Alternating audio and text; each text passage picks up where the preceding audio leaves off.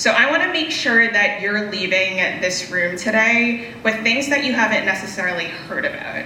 And so everything that I'm sharing with you today is from the lens of being really personally and emotionally invested in you guys, the students, and for the parents that are in the room.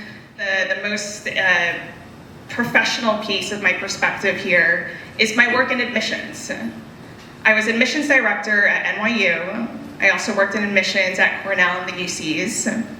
And in fact, when I was there, I was directly overseeing much of international admissions. Even though these schools have not yet re-required SAT, this is really relevant for the seniors in the room.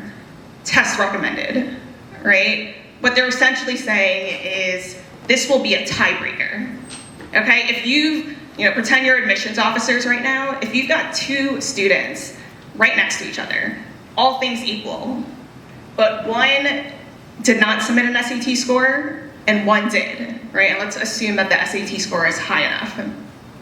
Who do you think is getting in? Trend number 2, legacy.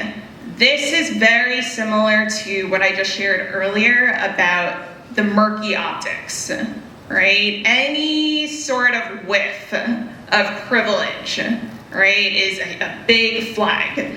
You will continue to see this in the news, right? This is being discussed at the national level, and some other states that are discussing it are Connecticut and New York.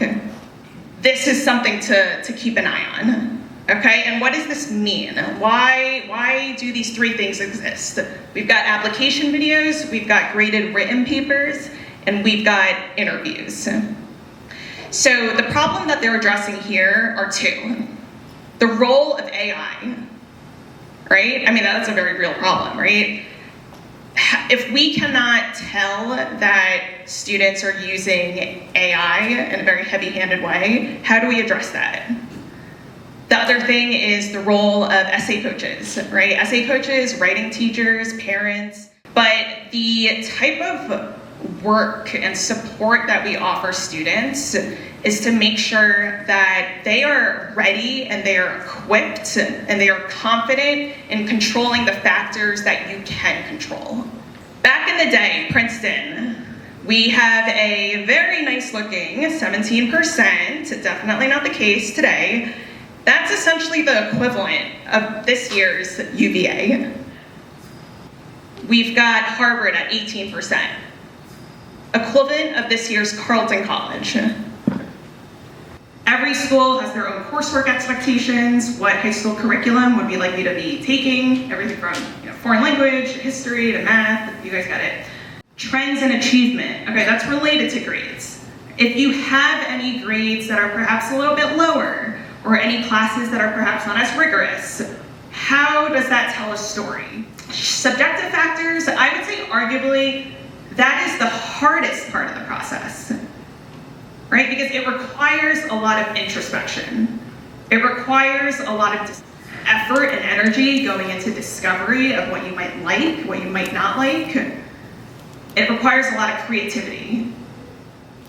And then other factors. So this stuff are the things that I was talking about earlier that you cannot necessarily control, right? So this is stuff that's good to know about. High school profile, what is that? So this is literally a profile that every or most high schools and secondary schools send to admissions. Or rather, admissions requires that this be sent to them. So demonstrated interest means you are literally demonstrating interest to a school, right? But some schools don't care about it. Like at NYU, we don't care about it, okay? But some schools do care about it. This is a good reference slide, right? And this is based off of the data our team has collected over the years, but it's definitely not the rule, right? It's not like admissions will straight up just, deny everybody who doesn't have like a 1550. It's great to start here, okay? So these are the questions you have to be asking yourself, because these are the framework and the guiding questions that will help you get at what potentially would I like to explore. What am I genuinely interested in spending my time on? students might not immediately pop out to you as, oh yeah, this student is like a shoo-in for these selective schools. And that's really intentional, right? I want you guys to see where our team shines in supporting students through this process. The catch for this student is they immigrated to the United States when they were in 9th grade. They attended a local school in Taiwan, so their command of English was definitely lacking, okay? They went from virtually not being able to communicate in English to doing all of these things, right? That fundamentally requires a command of the English language. They went to the point of where at the Taiwan University lab, they were translating all the documents from Chinese into English. So all of that, and what school? Let's see, Cornell. First choice, they ED'd to Cornell. Non-US citizen.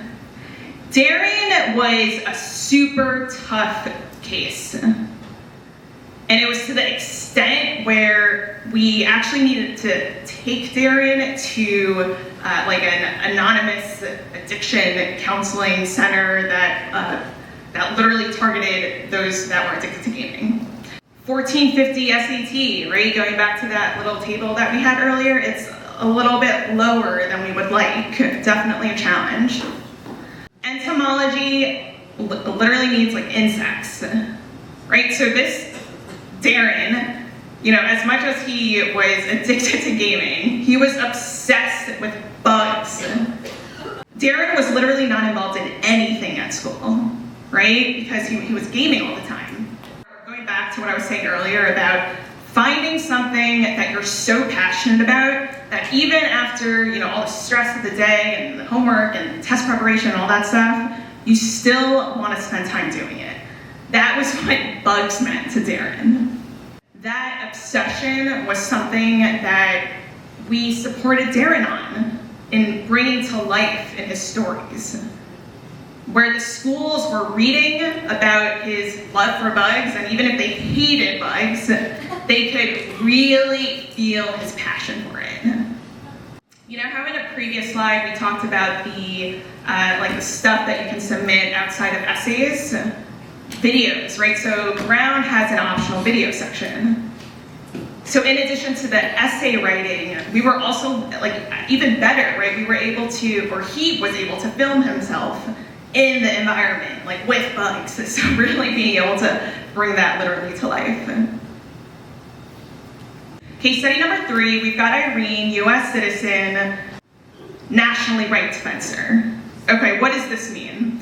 So the reason why I wanted to share this case study with you is because I want you guys to know about what it means to be a student athlete.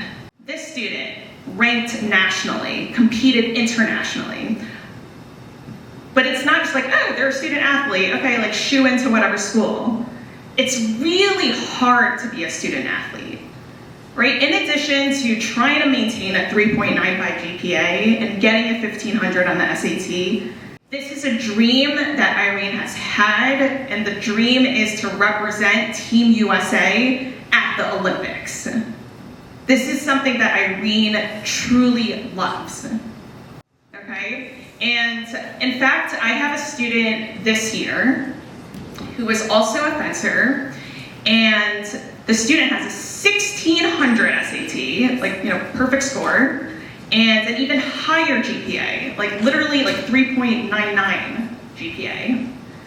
But this student was not recruited to Harvard, but recruited to Hopkins, which is obviously still very amazing, but not recruited to Harvard because of their ranking, right? They just weren't as highly ranked as this student, for example.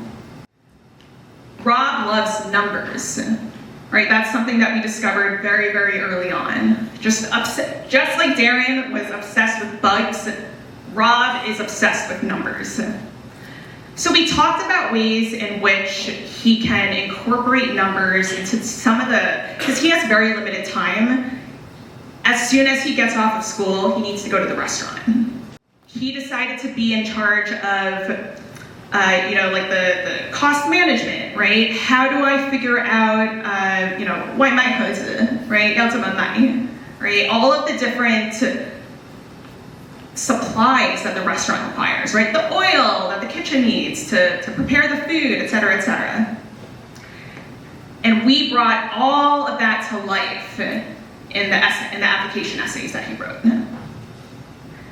I think this just proves that you don't need to be working at like the Four Seasons restaurant or, right? Like this was literally a local white might inn, right?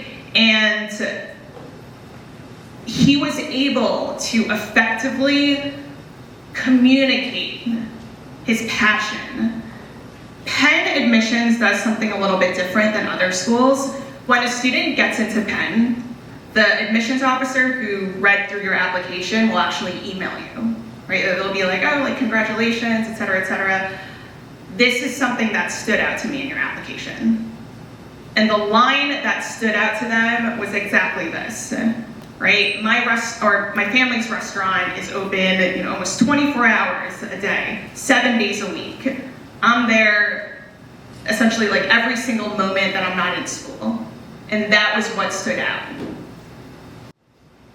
The reason why I chose these 4 case studies to share with you guys today is because they're obviously all very different, right? They all decided to study different things. They all did very, very different things throughout high school. But the one thing that all of these 4 have in common is how hard they worked. I'm sharing this with you because even though, they might not seem quote unquote outstanding from like a numbers perspective, according to that table we saw earlier, they are in fact outstanding, right? They worked hard, they chased after their dreams, right? They were not afraid to go after their dreams. They were not afraid of the challenges that lied in their way. And that is really what this entire process is about. I know we talked about a lot of blueprints, frameworks, mental models, prioritization, all that stuff. That is just to help guide you to keep this very, this process that's kind of filled with insanity to like be a little bit more sane. But this process is about identity and discovery and character building. And I think these 4 students exemplify all of that. Okay, that's everything. Thank you so much. Shishim.